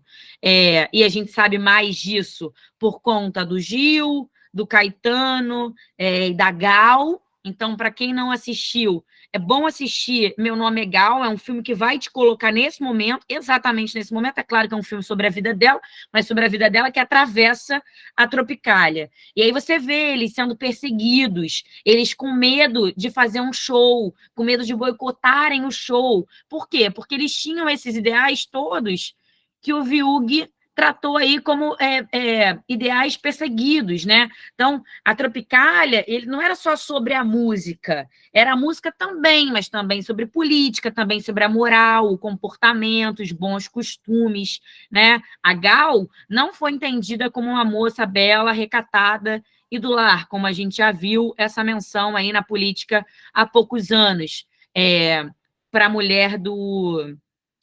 Ai, gente, eu só chamo ele de vampirão e aí eu fico com isso na cabeça. Temer. Temer. Para a mulher do Temer, que ela mesma se autodeclarou assim, não é que a gente está chamando ela assim, né? Então, esse movimento, ele alterou a moral, alterou o comportamento, alterou o corpo, o sexo, o vestuário, né? Era chamada de contracultura hippie. Então, esse movimento era um movimento muito libertário, durou um pouco mais de um ano. Então, é exatamente nessa década, entre 60 e 70, que o Vilg está tratando, né? O fim começou com Gilberto Gil e com Caetano sendo preso. Então, tem um documentário na Globoplay que se chama... Calma, Narciso em Férias. Oi? Narciso em Férias. Narciso em Férias, né? Do Caetano, que é ele falando sobre esse exílio dele, né? Um momento que provavelmente não deve ser o alto momento da vida dele, né? O auge. Eles foram exilados, eles foram convidados a se retirar, é um eufemismo muito bom, do Brasil, e cada um foi para um país da Europa, né? Exatamente por terem sido entendidos como precursores aí, né? Enfim, os heróis aí da Tropicália, e que foi reprimido pelo governo militar. E aí alguém perguntou aí sobre Cálice. Cálice não faz parte da Tropicália, porque o Chico não se colocava nesse lugar, tá? Assim como a Maria Bethânia também não se colocava nesse lugar. Antes que alguém só associe, a Maria Bethânia era tropicalista porque o irmão também era. Não, inclusive aparece também no filme, né? Ela se colocando um pouco à parte. Politicamente, né? Não quero estar envolvida com isso, porque, e aí, enfim, ela deve ter tido os momentos e as opiniões dela, né? Imagino eu. Mas o Chico também teve um posicionamento, não tanto quanto dela, tá? Porque eu acho ele bem mais político e bem mais engajado, mas Cálice foi reprimido também nessa época, né? E também pelos militares. Tanto que, se você procurar aí rapidinho na internet a cena, a imagem que é bem simbólica de Cálice é a música redigida à mão e o carimbo de censurada, tá? Tem essa imagem aí, se vocês procurarem. Mas é essa época social, mas não pelos mesmos motivos exatamente, porque não tinha uma questão ali dele de vestuário, por exemplo, Chico Buarque sempre se vestiu, acho como ele se veste até hoje, tá? Então, a Tropicália envolvia mais coisas, digamos assim, né? Tinha uma coisa de cabelo bem parecido com o meu, que a Gal atende bem, tinha uma coisa de roupas muito largas, eu atendo bem também esse ponto, mas muito coloridas. Podemos dizer que eu sou, Uma deveria tropicalista. ter nascido uma tropicalista, porque minha mãe, obviamente, influenciou em como eu me visto, e minha mãe era uma riponga, né, se autodeclarava desse jeito aí nessa época, e se vestia assim, tinha esse cabelo, e certamente quem eu vi quando eu nasci, bastante tempo depois, tá? Antes que alguém ache que eu tenho essa idade. A minha mãe ainda era essa pessoa, então provavelmente fui inspirada por esse movimento, né? Então eles se sentiam reprimidos. Para quem nunca ouviu, o disco antológico tem um livro aqui, eu posso mostrar. Livro muito colorido, como há de ser. Uai, caiu tudo. Mas o livro é imenso. Está escrito, para quem não consegue ler, Tropicália, né, bem grandão. E aí, quando você abre o livro, está escrito ou Panis. Et Circenses. Exatamente. Ó, é um livro gigantesco, tem milhões de pôster, enfim, eu já fiz muito trabalho sobre Tropicália num momento muito anterior ao que a gente está vivendo. E aí tem todas as músicas, enfim, é um livro imenso, muito bonito, caríssimo. Se eles são nerds raiz, já fizeram 1000 vezes a prova da UERJ antiga, já fizeram a questão de história que tem a capa do Pânico de Circenses lá. Tem. E aí, vocês podem ouvir as músicas, talvez, a partir das músicas, vocês entendam, e quem sabe vocês consigam até citar alguma música na redação, porque talvez você nunca tenha parado para ouvir, porque esse não é seu interesse, não tem problema nenhum nisso, tá? Eu não sou a professora de português que fica enfim, vendendo aí o MPB ou a Mafalda, né, como todo mundo acha que a gente faz, mas é óbvio que eu ouço isso, e seria ótimo se vocês conseguissem fazer correlações, né? Claro que não precisa ser com a MPB. A MPB é uma possibilidade, mas esses dias uma aluna conseguiu colocar um pagode do Xande de Pilares, tá? Numa redação NERJ. Fala baixinho. Imagina a minha cara. Numa relação de censura? Não, o tema era outro. Tá. Imagina a minha cara lendo Fala Baixinho. Falei, gente, imagina a UERJ, meus professores, lendo Fala Baixinho. Né? Mas é isso. Para quem nunca viu as cartilhas da UERJ, quem é da minha turma já viu, né? Sempre mostra uma redação que menciona Taylor Swift, porque é isso, assim, você não tem que escrever o que você acha que a UERJ espera que você escreva, ou seja, Cálice. É claro que se você tiver ouvido Cálice, se você conhecer Cálice e achar que Cálice combina com a sua redação, cite Cálice. Não é essa a questão. A questão é que não tem de ser Cálice, né? Pode ser Cálice, pode ser Taylor Swift, ou pode ser o Pose, né? Se você conseguir achar uma associação, primeiro que vai parecer muito irreverente, né? Talvez a gente jamais pensasse nisso. Eu me colocando nesse lugar, eu jamais pensaria nisso. Mas porque não é o tipo de música que eu ouço, apesar de eu conhecer, obviamente, né? É isso. Mas eram as coisas que eu estava guardando aqui para mim mesma. Sensacional, pode. Cara, então, vou até indicar uma música aqui. Olha aí. Pouco usual quando se fala dele. A Poli fez aí a apologia da Tropicália. Eu vou fazer a apologia do Chico Buarque, que eu gosto bastante. Sobre sua história, né? Tem que vestir o estereótipo. Então, embora eu também goste muito do Pose, mas não venha nenhuma na minha cabeça que eu consiga encaixar nesse tema específico, né? Que é uma pouco famosa do Chico, cara. Se chama Hino de Duran. Hino de Duran. E tem Duran com N? Duran com N. E tem. Vou citar só uma estrofe aqui para não ficar chato, né? e não vou cantar também para não estragar a aula, né? Mas é o seguinte, ó. Se tu falas muitas palavras sutis, se gostas de senhas, sussurros, ardis, a lei tem ouvidos para te delatar nas pedras do teu próprio lar, né? E aí ele vai o tempo inteiro nas estrofes, né? Construindo esse cenário que é um cenário de perseguição, né? A lei tem ouvidos para te delatar nas pedras do teu próprio lar. Olha que interessante, né? Quando a Poli cita aí o movimento do Escola Sem Partido, gente, eu tive um camarada que saiu num documentário aí de crítica aí, né, aos professores doutrinadores, como eu, né? E eu nem sei como é que eu reagiria se isso acontecesse comigo, né? Mas Calma, mas ele não, saiu no documentário, tipo, um vídeo não autorizado? de um canal aí famoso aí da extrema direita aí. Foi filmado e aí ele saiu, né? E, e eu era aluno da faculdade, tá, gente? 2015 foi um dos ápices desse debate do Escola Sem Partido. E o meu professor, eu fazia a matéria chamada Pesquisa e Prática de Ensino, PPE, na UF. E o professor é um cara chamado Fernando Pena. E o Pena, ele foi um grande ativista na luta contra o movimento Escola Sem Partido, e ele funda o movimento Escola Democrática, em resposta ao Escola Sem Partido, né? E assim, devo admitir para vocês que o nome Escola Sem Partido é um excelente nome, tá? Porque ninguém quer a escola de partido mesmo, não. Assim, não quer a escola do PMDB, não quer a escola do PT, não quer a escola do PL, entende? O nome realmente é um excelente viés de marketing. Mas Só para para por vocês aí. repararem uma coisa, antes do vídeo continuar, tudo isso é movimento, tá? A Tropicália é chamada movimento.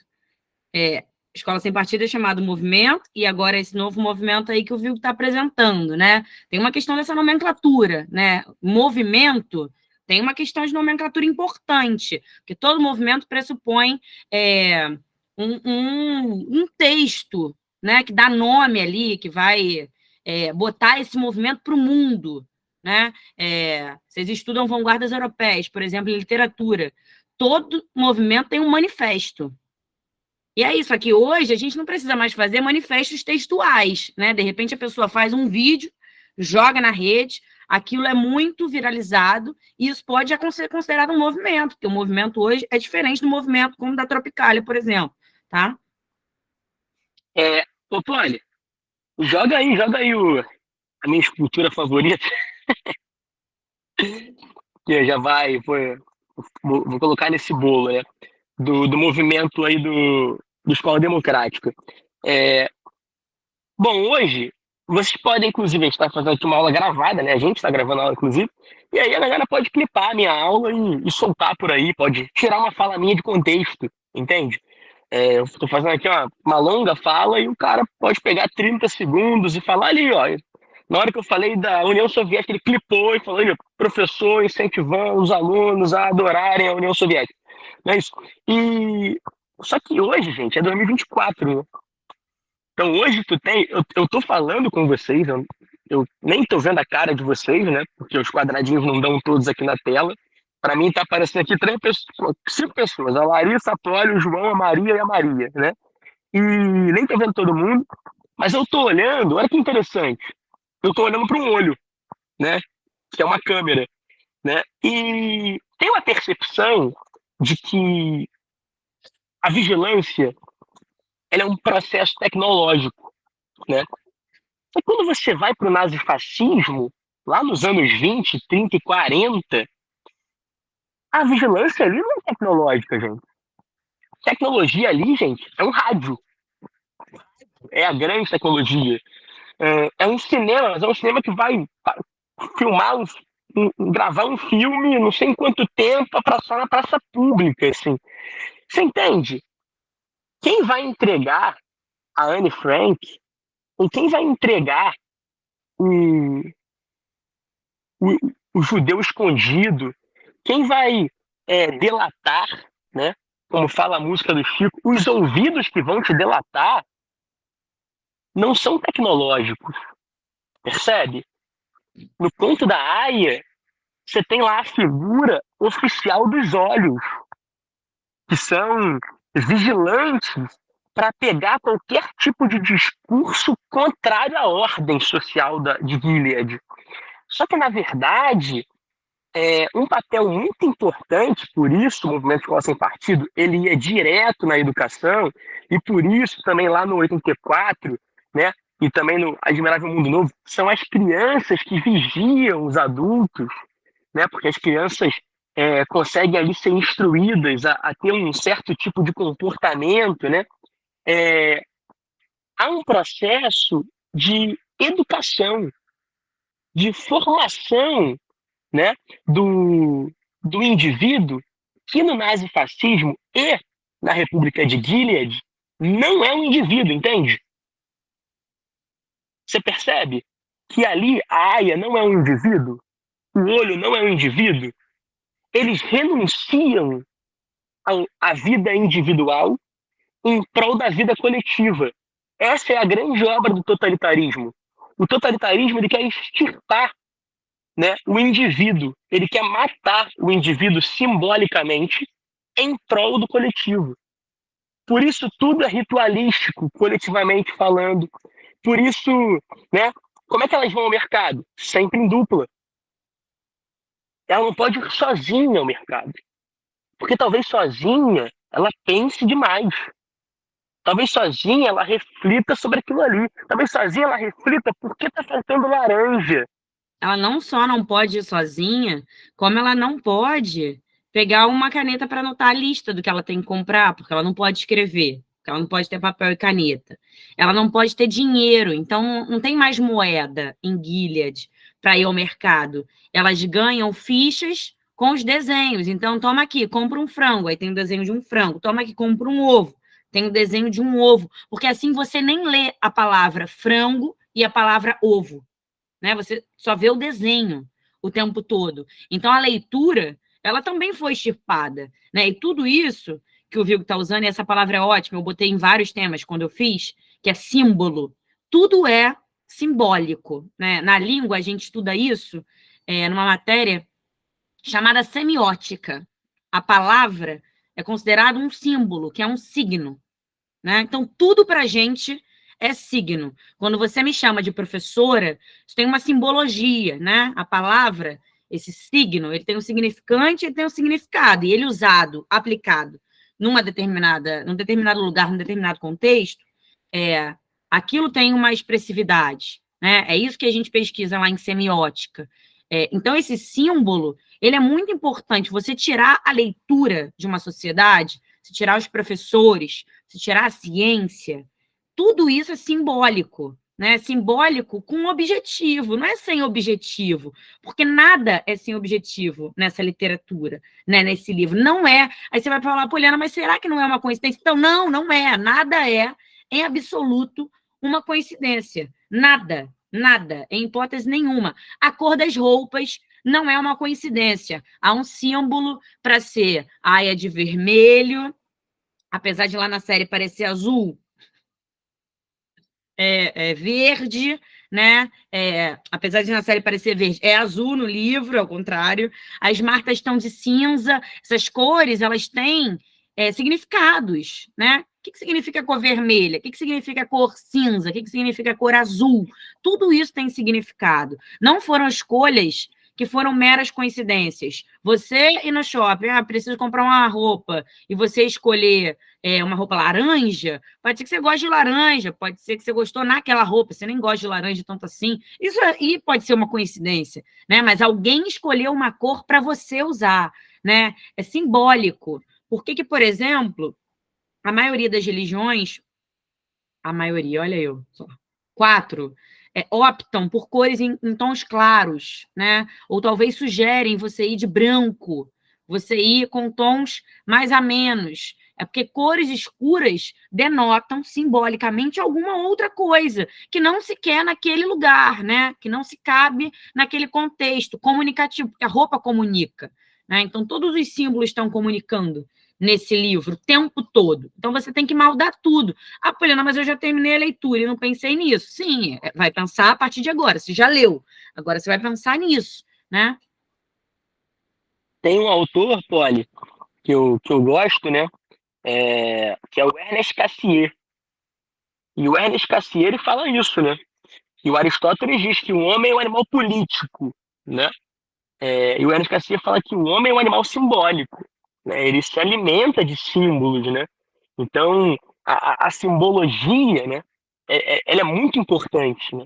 Ela é muito importante. Então, quando no conto da Aya você está o tempo inteiro, por exemplo, ativando um discurso bíblico, mas você está ativando um discurso bíblico de um recorte da Bíblia que você está instrumentalizando para justificar aquela sociedade, né? Que é lá a história, né, da mulher que se deitou com o marido, né, permitiu que o marido se deitasse com outra mulher porque ela não conseguia engravidar e depois Raquel, teve o Jacó milagre e dela, Bila.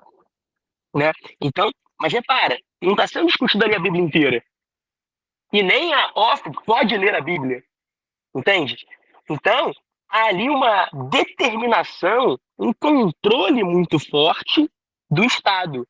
Agora, para chegar até esse estado de controle, foi todo um processo de construção social, de disputa social, né, para se chegar naquele momento ali. Por isso a minha provocação a vocês. Gilead pode acontecer.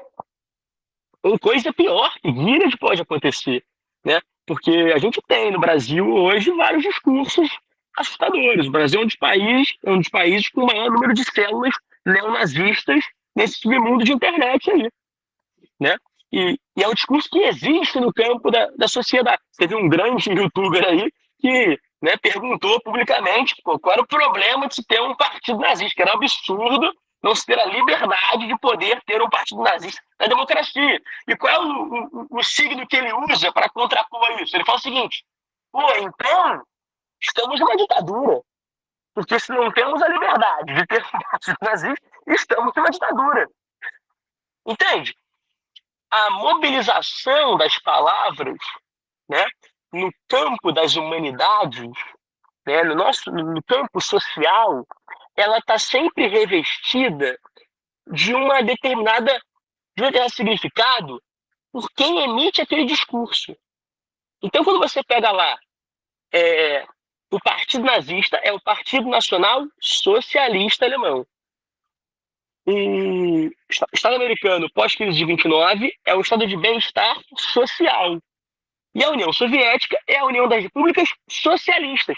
Você pode reparar que os três modelos políticos, diferentes entre si, mobilizam a mesma palavra, que é social. A crise do liberalismo faz todos os três grandes regimes pós-Primeira Guerra Mundial mobilizar o discurso do social. A diferença é o que esse social significa em cada um desses regimes. A palavra é a mesma, né?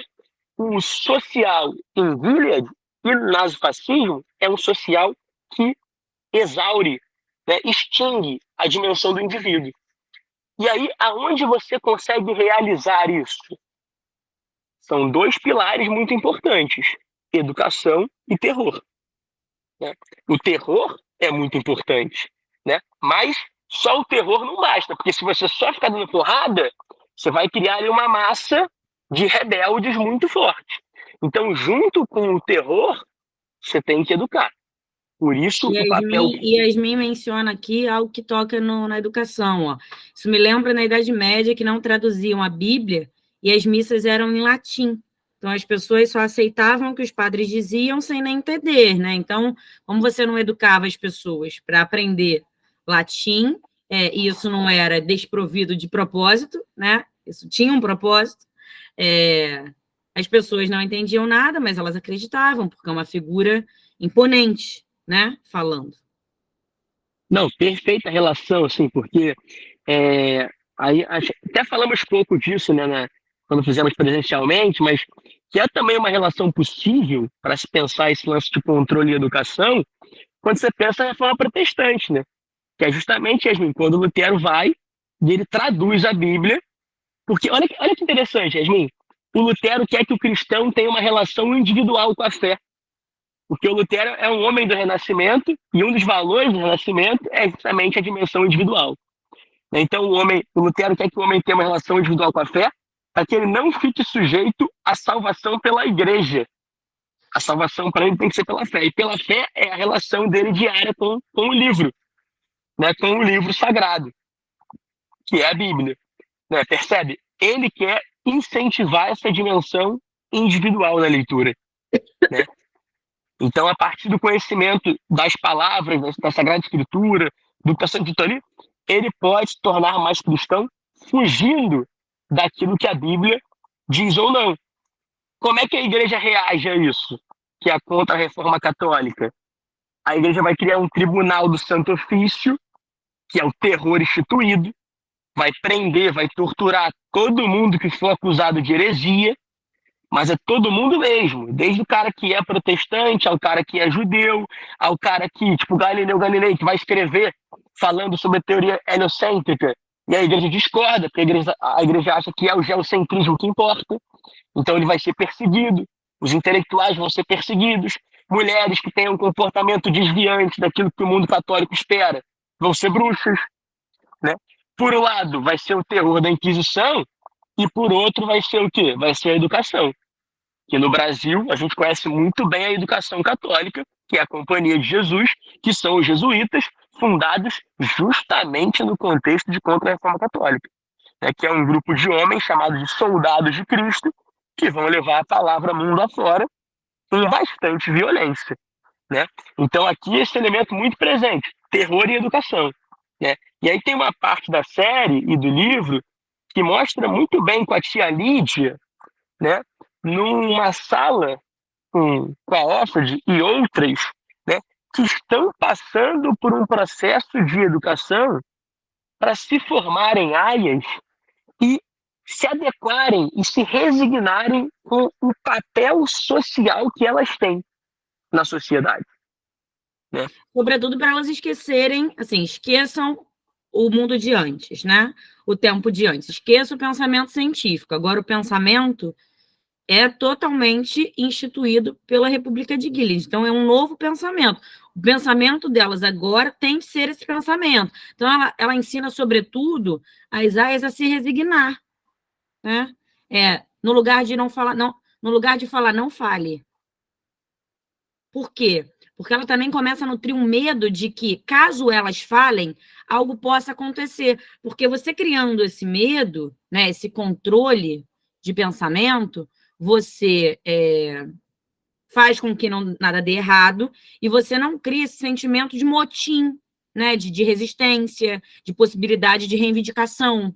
Né? Porque quando você está indignado, quando você não está resignado, você fica pró-revolução, né? Você fica pró-rebelião. Você, com esse sentimento de indignação, você quer mudança, você estoura. Né? Hoje, eu conversando com um amigo de manhã, né, um colega também, igual o Gil falou aí do colega dele, eu falei para ele assim: professores nada mais são do que pessoas indignadas quando?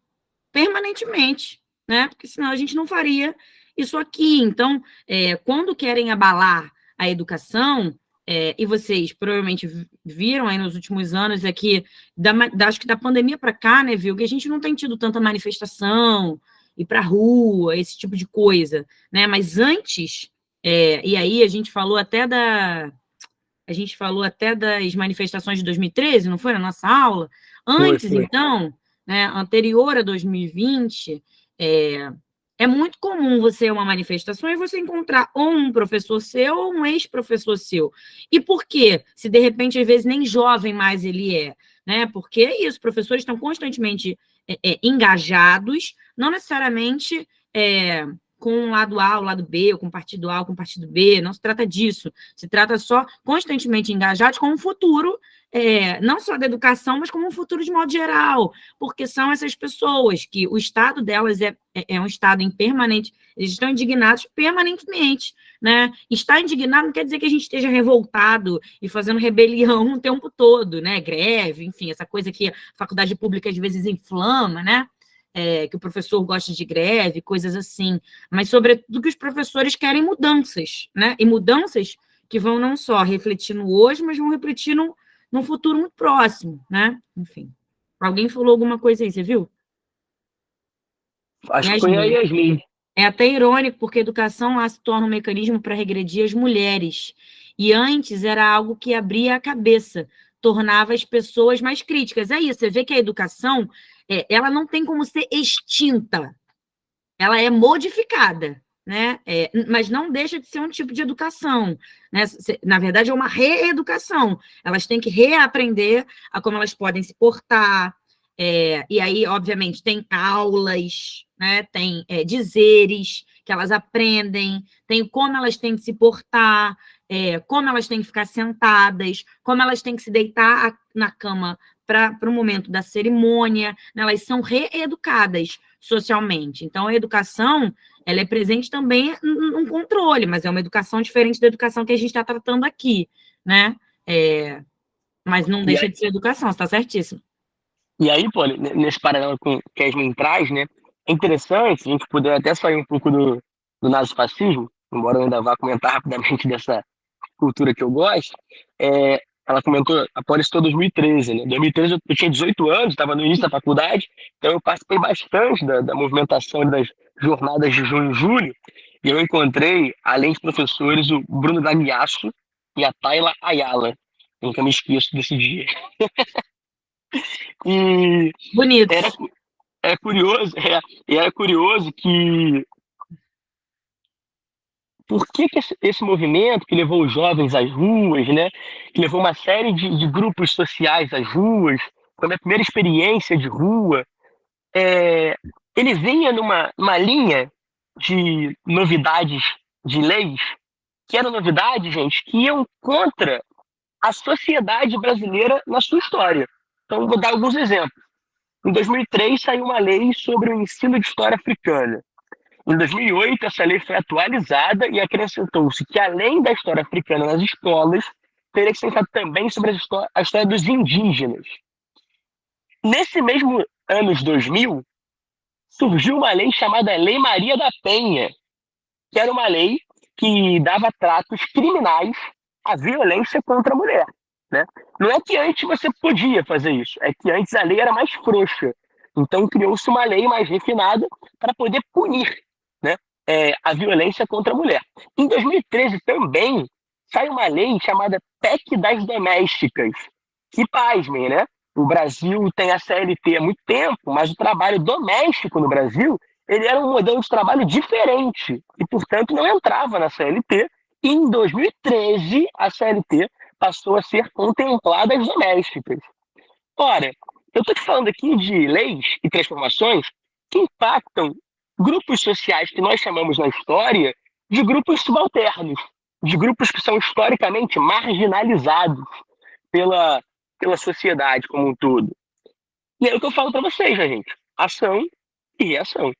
Portanto, de 2013 para frente, começa a surgir o quê? Escola sem partido, começam a surgir discursos, né, que trazem aí um papel da mulher muito conservador. Em 2017, você teve a reforma trabalhista, né, Na calada da noite. na calada da noite. Depois teve a reforma do ensino médio, do ensino fundamental. E daqui a pouco reforma previdenciária. Né? Então, assim, é um processo de disputa mesmo, né? Que a gente assiste socialmente, que é muito interessante quando a Yasmin fala assim sobre o papel da educação. E aí, Yasmin, a educação, assim como a ciência, ela vai se comportar de acordo com o discurso da sociedade se comporta.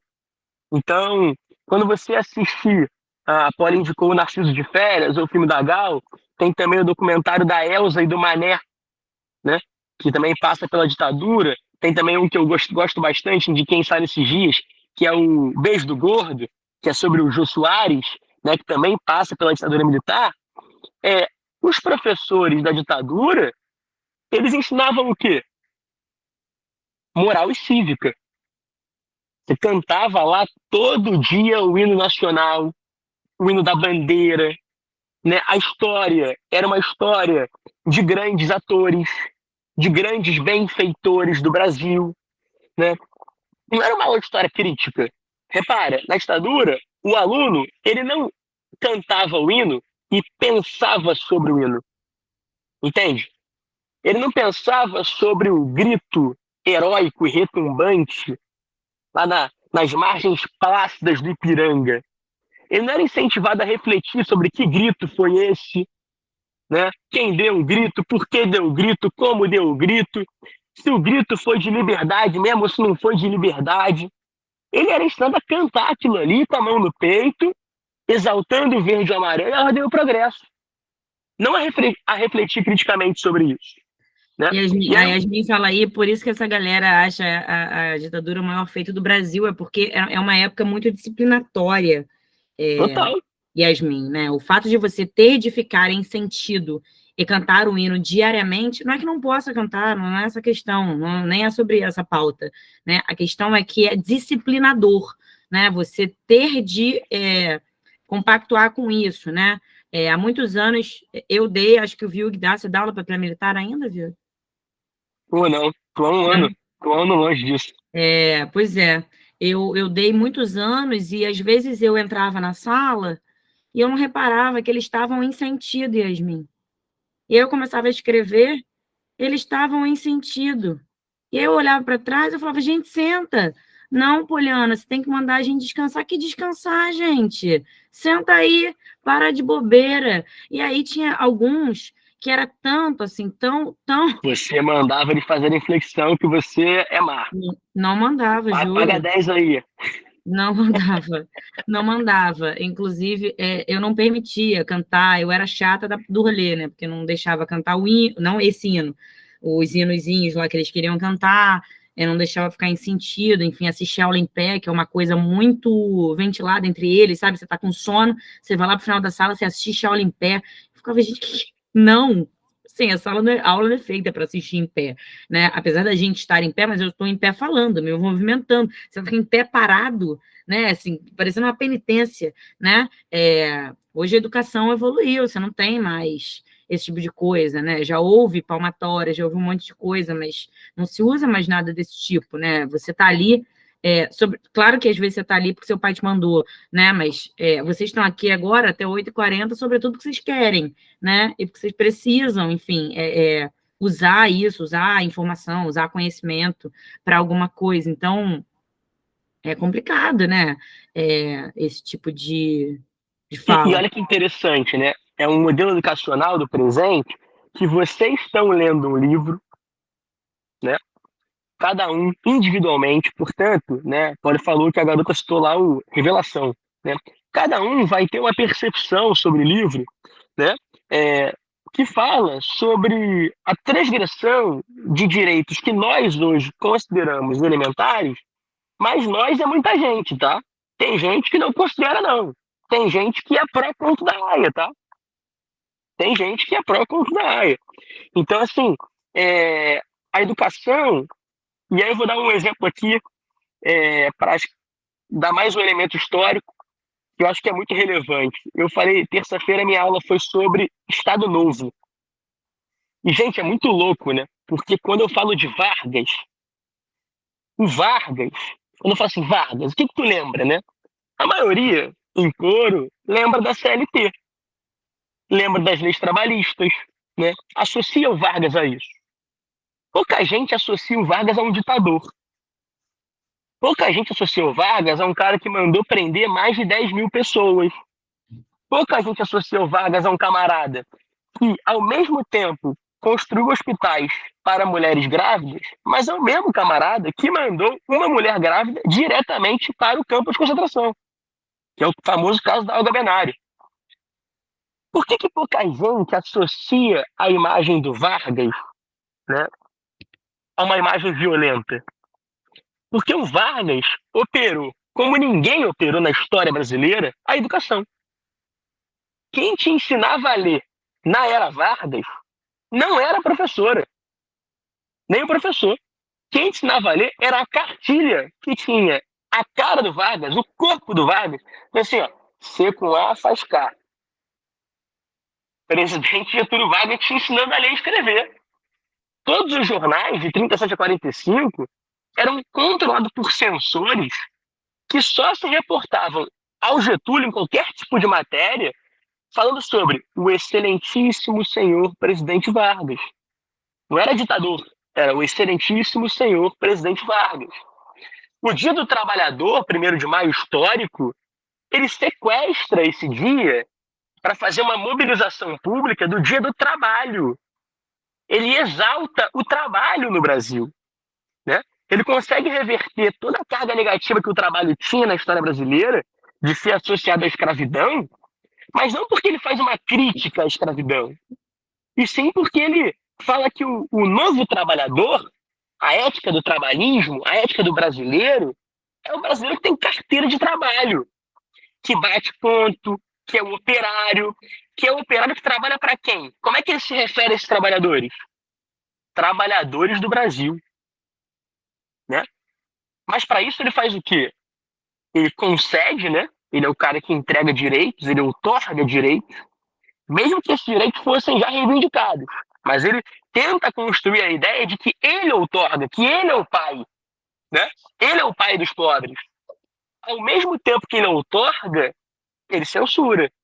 Então, o samba vai ser a manifestação nacional por excelência do Brasil. As escolas de samba, em 32, passa a ser desfile oficial. Agora, a Portela vai cantar o quê? Vai cantar sobre o seu Getúlio. Vai cantar sobre os desfiles e motivos nacionais para exaltar a grandeza do Brasil. Entende? Você não vai cantar outra coisa. Tem lá o Wilson Batista, que é um sambista famoso. Ele é neto de escravizados. É um homem negro que vem de Campos. E o Wilson queria cantar a boemia. Queria cantar a malandragem. Queria cantar que ele era tipo Agostinho Carrara, sabe? Ganhava dinheiro na sinuca, no bicho, tinha várias mulheres. O Getúlio fala, você não vai cantar isso. Por que você não vai cantar isso? Porque tem o DIP, que é o Departamento de Imprensa e Propaganda. Getúlio pega isso aonde? Nazifascismo, pô. No modelo de propaganda nazifascista. Então ele censura o cara, então bota assim, ah, não, o meu samba fala que o operário é otário. E na censura fala, não, se você quiser cantar isso aí, tu vai cantar outra coisa. E aí, para cantar outra coisa, para poder ganhar dinheiro, para poder viver, o Wilson vai e bota que, na verdade, não é otário, ele é mais um operário e aí é ele que vai trabalhar. Ele começa a exaltar o trabalho. A partir da lógica da censura. A censura produzindo o quê? O consenso. A educação produzindo o quê? O consenso. Tu imagina uma criança, da minha avó, Dona Cleia, é de 29. Quem escolarizou minha avó? Getúlio, pô. De 0 a 15 anos, vovó frequentou a escola do Getúlio, né? Que era quando eu era aluno em 2012, terceiro ano. Meu professor de história falava assim, ó, tô dando aula de ditadura aqui, tô fazendo uma série de críticas, não vai chegar em casa e discutir com teu pai, né, cara? Meu pai é de 54. Quem escolarizou meu pai? O regime militar, pô. Então meu pai aprendeu a cantar o hino, eu aprendi a criticar historicamente o hino, pô. Sentava pra jantar, meu pai, sou fã do Roberto Carlos, e o Roberto Carlos é pró-ditadura. E aí é um choque geracional, né? Mas repara, a educação é que consente com isso, que conforma, e faz com que a sociedade, e aí para significar aí significar essa escultura que eu trouxe para vocês, do perfil contínuo do Mussolini, é um busto essa escultura aí, né? Isso aí é a cara do Mussolini. E tu não consegue ver a cara dele por quê? Porque ele está olhando para todos os lugares ao mesmo tempo em 360 graus. Porque essa é a dimensão do Estado totalitário. Seja ele o nazifascismo, seja ele o Estado Novo do Vargas, seja ele, por exemplo, a ditadura militar de 64 a 85, que é, se você for ver lá o documentário do Jô, por exemplo, gente, o Jô não podia fazer uma piada falando bunda, no auditório, porque bunda ia contra a moral da família brasileira. E aí o programa dele ou tira a palavra bunda ou não vai pro ar. Entende? Mas quem faz isso? A câmera do telefone? Isso aí pode ser hoje, que pode ajudar, na verdade, né? Mas quem faz isso, na verdade, é a educação. É a construção de uma ideia de autocensura. Imagina, eu na faculdade de 2015, olhando para a escola sem partido e pensando assim, caraca, como é que vai ser o meu primeiro emprego quando eu tiver que falar de União Soviética? É quando o ex-presidente da República ameaçou publicamente várias vezes o Enem, dizendo que não ia ter questão ideológica. Questão ideológica para ele era qualquer coisa que criticasse o latifúndio, criticasse o agro, falasse de defesa dos indígenas, né? Porque controlar o que se fala é acabar construindo uma representação da realidade, né? Então, se eu não ensino sobre os povos originários, se eu só conto a história do Brasil a partir de 1500, né? Eu estou propositalmente produzindo em você uma lacuna, porque o que você não conhece, você não se importa. Por que que a Afrod sofre? Porque ela conhecia a vida dela antes de Gilead. E aí ela sofre.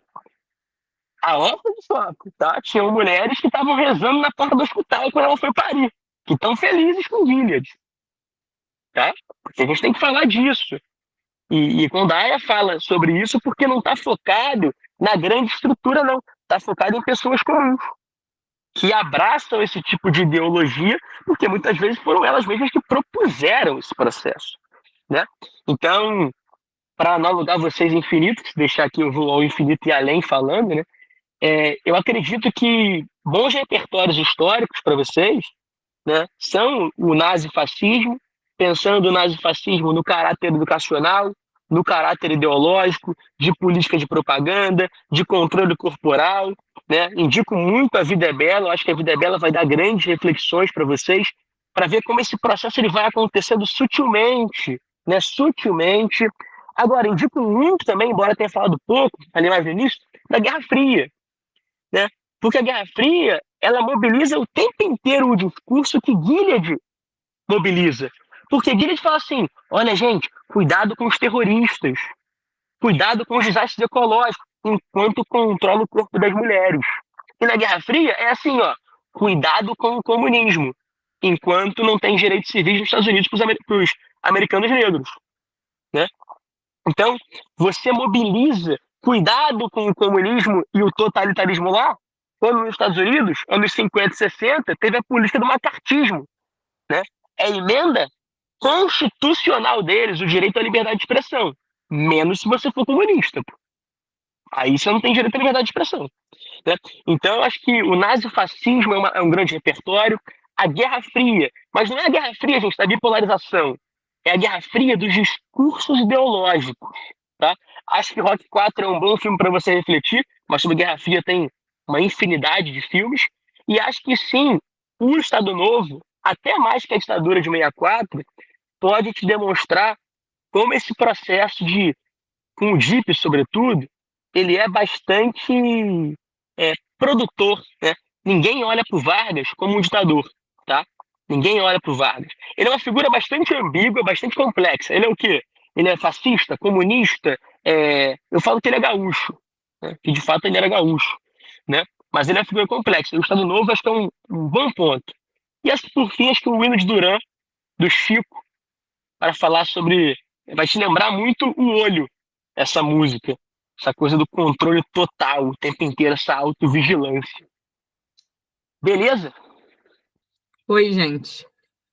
A gente espera que tenha ajudado, que vá ajudar daqui para frente as redações. Yasmin respondeu que foi. Muito obrigada, Yasmin, pela sua participação.